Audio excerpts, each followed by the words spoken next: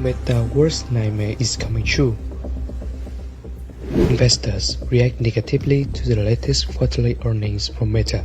Facebook parent company cautioned that its revenue growth would slow because of more competition for eyeballs, especially from TikTok, which is more trendy among younger users of social media. Facebook app lost users in America, its most lucrative market for advertising, which contribute to its first ever loss of users globally on a quarter-by-quarter basis. Meta also broke out the numbers for its Reality Labs unit for the first time. The driving force behind the company ambitions for the metaverse made $3.3 billion operating loss.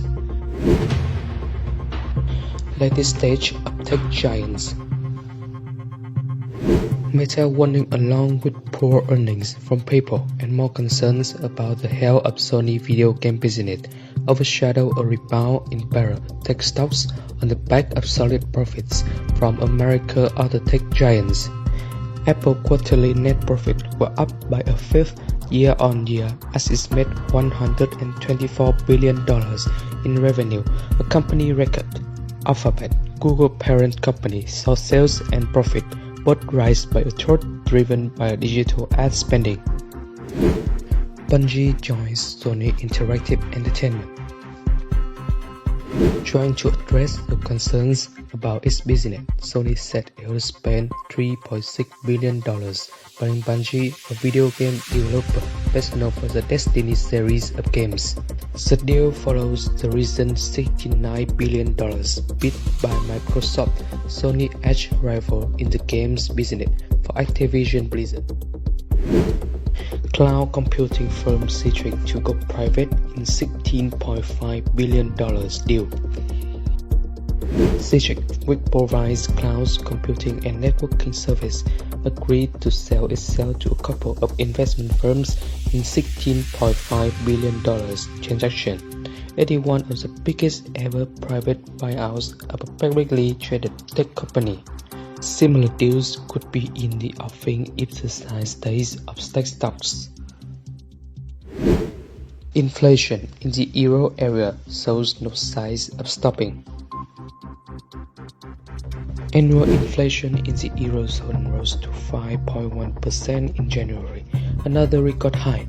Energy prices were up by 29% compared with the same month last year.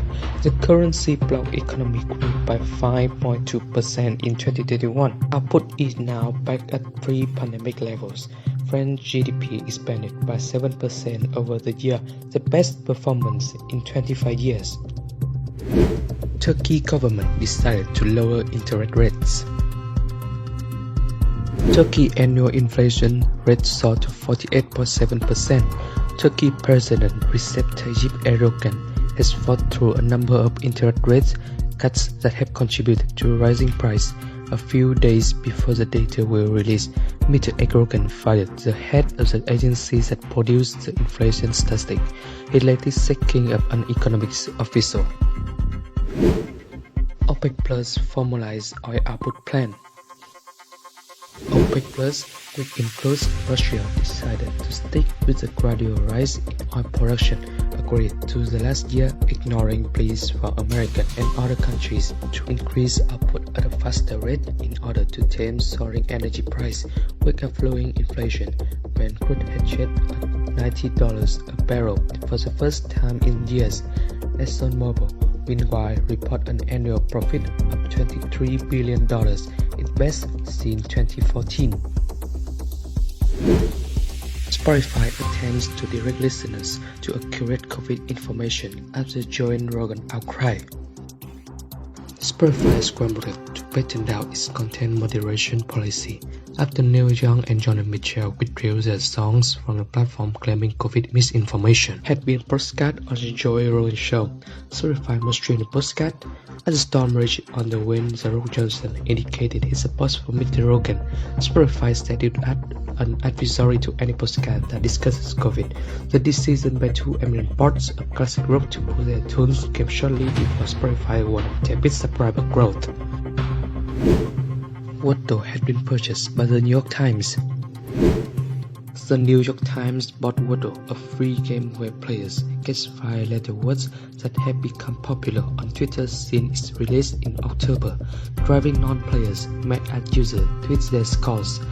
The Times wants to reach 10 million digital subscribers by 2025 and might end up charging customers for Wordle to reach that goal.